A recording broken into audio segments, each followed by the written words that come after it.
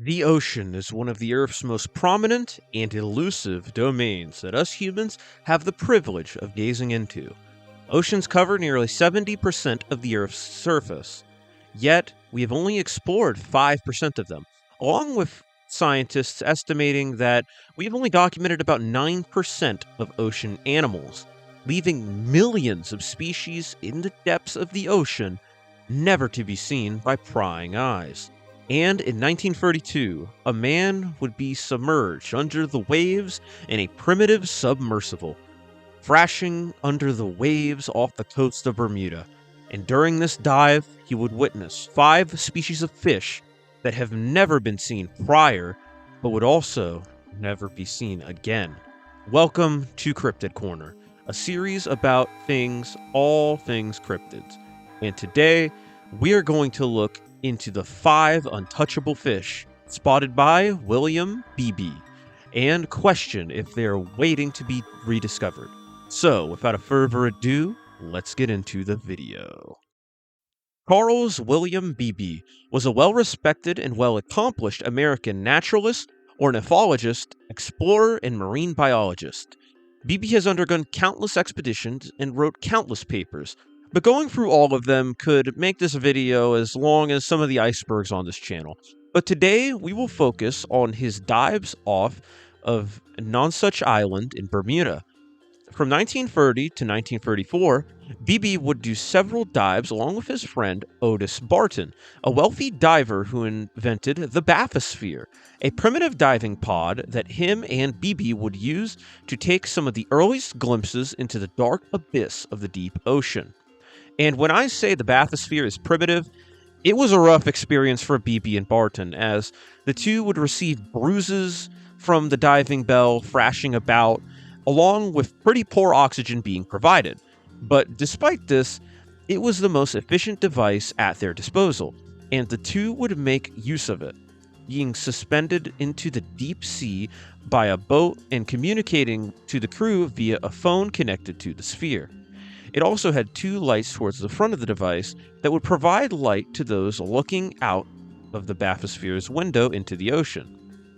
Beebe, who gave the bathysphere its name, would do several dives during this time and would also use it to become the record holder of the deepest dive performed by a human in 1934 at 3,028 feet.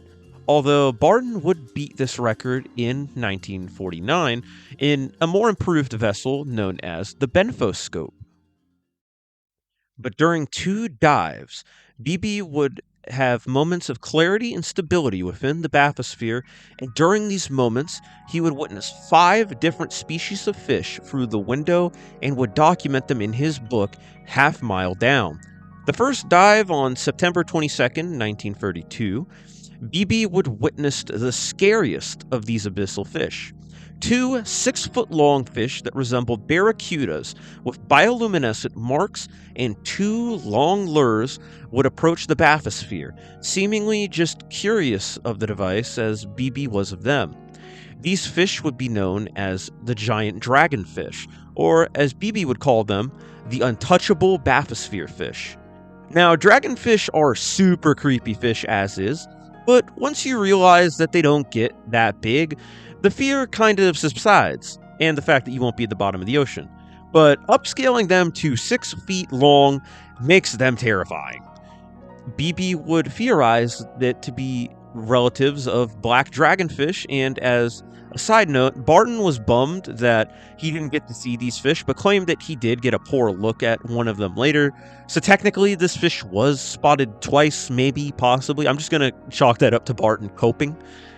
In a dive on August 11th, 1934, Beebe would see several more fish that have never been seen since, and these fish were way less terrifying. For starters, he would spot a small school of 4 4-inch long, needle-shaped fish that he would call the rainbow gar, due to their resemblance to gar and their very colorful bodies. The 5-lined constellation fish gains its name from its 5 bioluminescent streaks running down its round, flat body, with him noticing that they seem to disappear by facing forward. A distinct fish that he would call the pallid sailfin, with a 2-foot-long torpedo-shaped body with large sail-like fins on the top and bottom halves of its tail, and a ghostly pale skin. And the last of these fish would be the furry starred anglerfish, which, as its name may suggest, is an anglerfish with not one, not two, but 3 lures on its head. That's it. He's just a guy. BB was fascinated by these fish, giving them all, except for the rainbow gar, their own distinct species names, and would even piece together what genus some of them belonged to without providing an actual holotype, which is pretty controversial. That being said, he is probably one of few who could kind of get away with doing that, but since these fish were never seen again, they would never be formally recognized by science, and now live in the field of cryptozoology.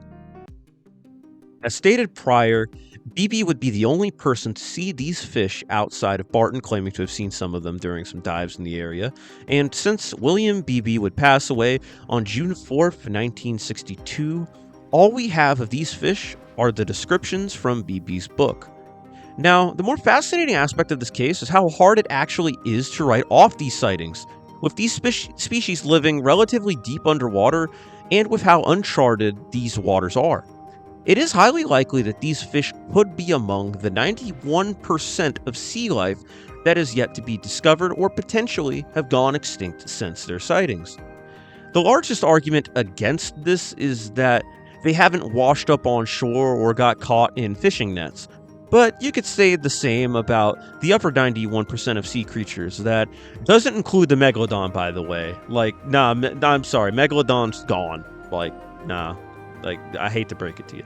But more commonly accepted explanation behind these creatures is that they were misidentifications of known or potentially unknown groups of sea creatures. The poor lighting conditions and viewing conditions, oxygen, and the instability of the bathysphere can easily have led to BB seeing another type of fish and seeing it as something else. The easiest example of this is the free-starred angler, as it could simply have just been a school of anglerfish that lined up to make it appear like some of them were really dripped out. Pallid sailfin's pale color and torpedo-like body leads to many to believe that it's actually a deep-sea squid, which would appear bizarre to see swimming for the first time, and this probably would have made him the first person seeing a squid swimming around this depth. The 5-line constellation fish is thought to have been a bioluminescent jellyfish, which looks alien to us today, so it'd have to be crazy seeing it back in the 30s, dude. That's crazy. The abyssal rainbow gar is a bit harder to pin a needle on, but some believe that to be, a result of condensation on the window and somewhat of an illusion that made it look like there was a bunch of fish, but really it was just like a smudge on the window or something. Now, the giant dragonfish is the only one that I can't really put my finger on. Dragonfish are naturally pretty small, rarely getting over a foot long, but the description of it is so distinct that it would only have to be a truly bizarre lineup of fish swimming in formation for it to appear, and even then, there were 2 of them spotted. So maybe this fish could be out there. I have hope that this deep-sea demon really is out there. And I mean, we already know that goblin sharks can get massive, so they wouldn't even be the scariest thing down there. They look really cool, though. I do kind of hope they're down there. William Beebe is an interesting individual, and looking into him while doing research, I've discovered that these cryptids aren't the only ones that Beebe is tied to. During a later encounter, he would describe a species of manta ray that would be named after himself, along with him looking into several cat-like cryptids across the world. Now, Beebe wasn't just a crazy cryptid hunter. I hope that this video didn't make it sound like that, but instead, Beebe was an explorer. Beebe adventured deep into the jungles, crossed oceans, and was one of the first to have looked into the abyss of the ocean's depths. Even under the risk of his craft imploding, he still entered full of excitement and left battered and bruised, yet coming back for more, all in the name of exploration. This wasn't a man who tried to get clout from discovering these deep sea animals, as he had done plenty to immortalize himself. I'd even mention it earlier because it's not really relevant, but he predicted that when birds were evolving, that they had feathers on both forelimbs and hind limbs to use them to kind of glide, and years later, fossils were found proving him right. In the end of the day, BB is a perfect example of an explorer. And if these fish really are out there, it's going to take an explorer to find them again. And that's going to do it for this installment of Cryptid Corner. Yeah, sorry I haven't been uploading as of late. Been a little bit busy. But as I've been alluding to, I'm probably going to release another... I'm thinking an iceberg video up next. I don't really know how big of an iceberg this is going to end up, but I definitely am going to come back for more Cryptid Corner episodes. I do find this series really fun to research, and I'm glad that a good amount of y'all really like this series. Reading the comments is always a great thing. Please leave comments down below if you have any suggestions for video ideas, be it a Cryptid Corner, be it a one-off video. I'd really like to know what y'all have to say.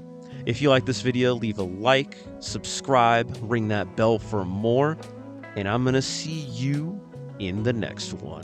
Goodbye.